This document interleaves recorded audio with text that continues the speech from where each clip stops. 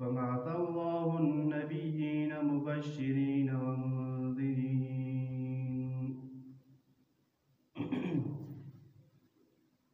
سورة بقرہ شروع مخکې آیتونو کې الله رب العزت د خوب و شهوات ذکر او بیان کړو. په دې طریقې سره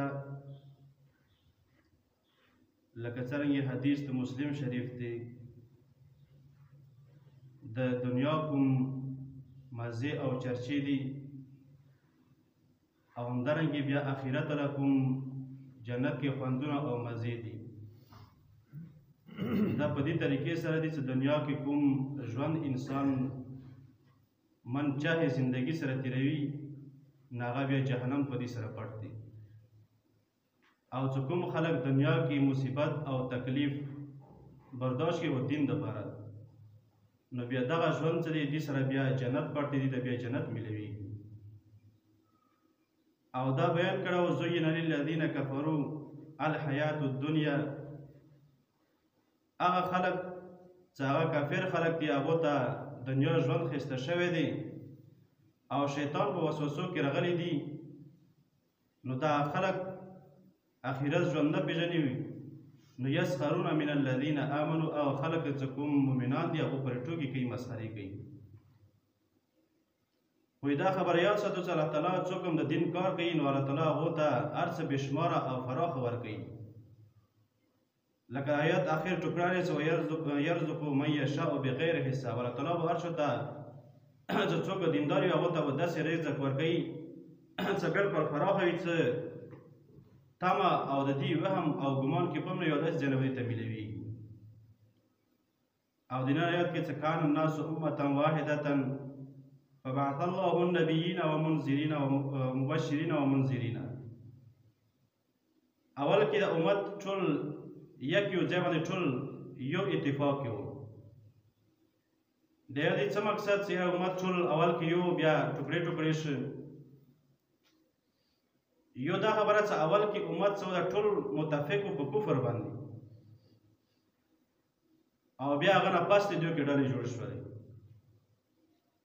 او د انذار او تبشیر څه د جنت زرع او همدارنګه جهنم غضبونه د دینه ویلې ورکوونکی ده. بیا د نوح علیه السلام چې کله الله رب العزت راواستول نو هغه نه پاسته شروع شو. دا یوه خبره. یا دویم مقصد ده چې اول کې دا خلک ټول مؤمنان خلک او بیا بعد کې دوی منځ کې په کفر او ایمان باندې او شرک د وجه نه دوی خپل منځ کې بیا سره اختلاف راغلل، ګډوډ شول. نو چا به یوه خبره کوله او چا بله کوله او خلک د شرک درجې ته ورسېدل، مشرکین شول او بعضې خلک څو مسلمانان شول. نو په دې دوران کې تبلیغ کومه سلسله بیا د نوح علیه السلام نه الله رب العزت شروع کړه. هغه نه مخکې څه وو نو دغه تبلیغ سلسله څه وه دغه نه وه. او د آیات کې الله رب العزت فرمایي فبعث الله النبیین مبشرین ومنذرین، مو بیا هغه نه پاس بیا انبیاء کرام راوستلو. خو داسې انبیاء کرام وو چې هغو به د جنت خوشحالي د جنت مزې او چرچې خوندونه نعمتونه دا به خلکو ته بیانولو او همدارنګې ویره ورکولو چې منذرین ویرې ورکوونکي وو. څرنګې وو د جهنم غضبونه او د الله تعالی سزاګانې د قبر غضبونه او همدارنګې د جهنم تکلیفونه دا ټولو ته بیان کړو چې دا خلک دې نه وویرېږي. دې دپاره چې دا خلک په دې خبره بیا راشي دیو تقوا اختیار کړي، د الله تعالی نه ویره اختیار کړي، پرهیزګري اختیار کړي. او بل دا چې الله رب العزت فرمایي چې موږ دې ته انبیا کرام راستولو خو دې دپاره چې دوی منځ کې کوم اختلاف دی دا اختلاف هم ختم کړي او دوی سره موږ کتاب ورکړو، آسماني کتابونه وو. کوم یو نبي راتلی نو الله رب العزت په آسماني کتاب ورته ورکول. بعضې انبیا کرامو سره وړې صحیفې او بعضې انبیا کرامو سره غټ کتابونه آسماني لکه څلورو. خو بیا دې کې بعضې انبیا کرام داسې وو چې هغه چا سره یو کتاب وی نو بعد کې کوم نبي راتللی نو هغه بیا د هغه پیروي به کوله. کوم نبي چې دیونه لاړلی لکه بني اسرائیل څو ډېر انبیا کرام یې قتل کړي وو نو هغه چې یو لاړلی بل کوم نبي ته کتاب میلاو هغه به د هغه دین پیروي کوله، هغه کتاب یې خلکو ته بیانول. نو په دې طریقې سره خلکو منځ کې کومې خبرې راتللې نو د مؤمنانو په منځ کې یا د مؤمنانو او د کافرو منځ کې یا د کافرو منځ کې خپل منځ کې وي نو د ټولې خبرې فیصلې به د الله تعالی کوم آسماني کتاب هغه مطابق به انبیاء کرام وکولې او کومو خلکو چې ورسره ومنله نو هغه کامیاب شولو او کوم ونه منله دنیا کې هم ناکام شو آخرت کې هم ناکام شول. کان الناس امة واحده ودغه امت په اول ټیم کې ټول امت یکیو یا متفقو په یو ځای باندې فبعث الله النبیین نو الله تعالی راوستلو دوی ته انبیاء کرام مبشرین و منذرین جری ورکوونکي او همدارنګه د ویر ورکوونکي د دې لپاره چې دوی امید کې کوم اختلاف دا اختلاف ختم شي وبل وانزل معهم الكتاب بالحق ليحكم بين الناس فيما اختلفوا فيه د خلکو میچ کې فیصله وکړي کومه خبره کې دوی میچ کې اختلاف وو وې دې لپاره چې بعض خلک به داسې وو د کافرو او مشرکینو کې چې چا به المنځونه به زیات کول چا به کم کول بعض خلک داسې وو چې چا به روزي کم ساتل چا به زیات ساتل بعض به داسې وو لکه يهود او نصارا یو به مشرق طرف مونږ کول او نور به بیت المقدس طرف کول نو فهد الله الذين امنوا لما اختلفوا فيه الله تعالی مؤمنانو ته دغه میچ کې لیا داسې وخیله هدایت ورته وکړ سیده لارې وخیله څرنګه وخیله داسې طریقې سره چې کوم د نبی کریم صلی الله علیه وسلم ژوند وی کومې طریقې په هغې پسې روان کړو نبی کریم صلی الله علیه وسلم اول کې مونځ کول بیت المقدس طرف ته 14 میاشتې کړی بیا بعد کې حکم وشو بیت المقدس نه بیت الله کعبه شریفې ته نو بیا دې طرف ته تو شولو په کوم خلکو چې مشرق طرف ته پاتې شولو او چې بیت المقدس ته پاتې شولو او همدارنګه د روژې باره کې بعضې خلکو ونیو ورځې پرې ساتله او بعضې پوره خلکو ساتله نو دوی منځ کې هم دا اختلاف ختم شول په دې طریقې سره نبی کریم صلی الله علیه وسلم خلکو ته ویل چې روژه به دې ټیم نه وي دې ټیم پورې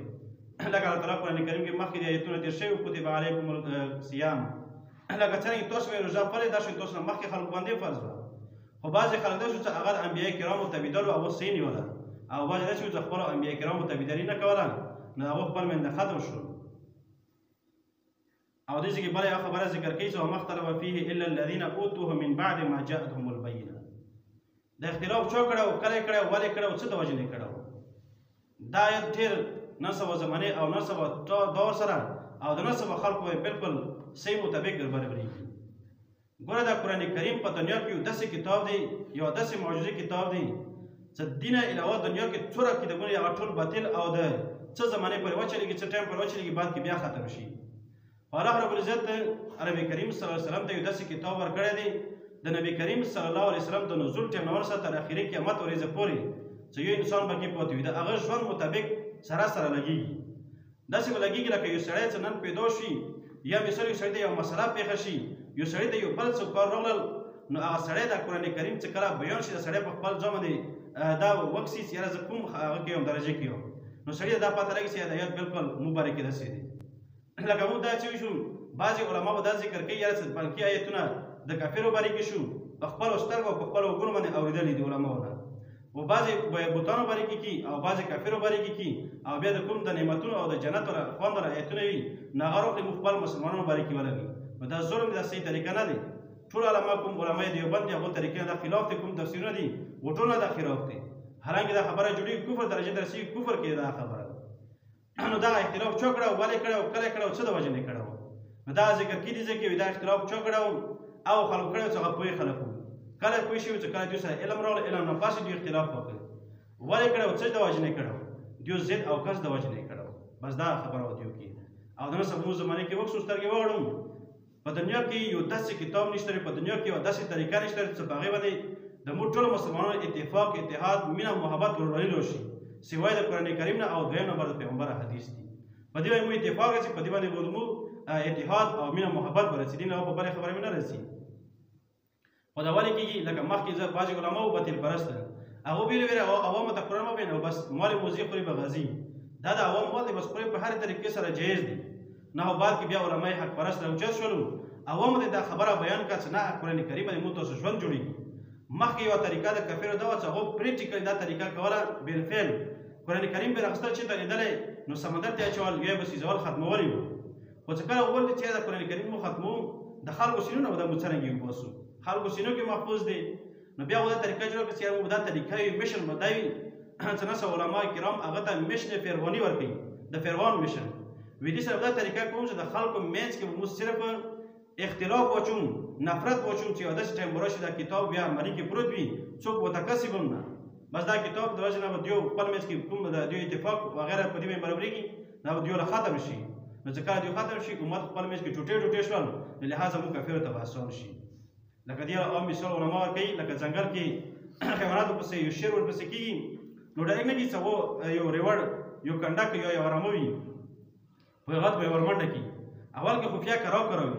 خو بیا یو نه څه بېله شي او څه هغه پسې منډه کړي هغه ورکې ونیسي نو همدارنګه د امت څه کله ټوټې ټوټې شي بیا د امت کافرو ته نستر څه دي کافرو ته بیا دې ختمول شي بیا اسان شي ورو دغه زندګي تېرېدونکي د اصل مقصد د مو تاسو ژوند څه دی هغه د اخرت د ژوند دی چې مو تاسو اخرت دپاره تیاری وکړو او تیاری څه شي کې کېږي چې مو تاسو دا کوم دعوت تبلیغ محنت کوم اواز لګېږي یا همدارنګه دغه دین نورې شعبې چې د قرآن کریم د پیغمبر احادیث دي خو ټول نه غوره بهترین عمل چې دغه دنیا کې پیل نمبر جهاد دی جهاد مو سره فهرست چې ګڼو ځکه چې موږ څومره عملونه کوو هغه ټولو عملونو دپاره جهاد ترګه دی که جهاد نه وي نو موږ تاسو دې ځای کې نه شو کېناستلی جهاد موږ تاسو محفوظ نه وو کورونو کې د موږ تاسو زنه او ښځې محفوظې نه وې دین به محفوظ نه وو هر یو شی به د موږ بیا ګډ وډ وی کافر به دې چې موږ تاسو دروازې په دروازې به درېدلی خو اوس صرف ویرېږي دې خبرې نه چې یا داسې خلک شته وي چې هغه خپله وینه خپله سر د هر څه مال جان وخت قربانوي دې دپاره چې د هغو کوم د دیني کوم نور شعبې دي جوماتونه مدرسې تبلیغ وغیره بوډاګان نارینه ښځې اجیان دا ټول څه محفوظ دي د دې راسره وي جهاد راسره وي نو پیل نمبر باندې کوم جهاد دی هغه ټول نه زیات فضایل او ټول نه زیات ثواب د هغه دی او قیامت ورځ ټول نه مخکې چې وي شهدا چې وي هغه به جنت ته ځي هغه نه بعد کې بیا نور دي الله تعالی موږ ته توفیق راکړي.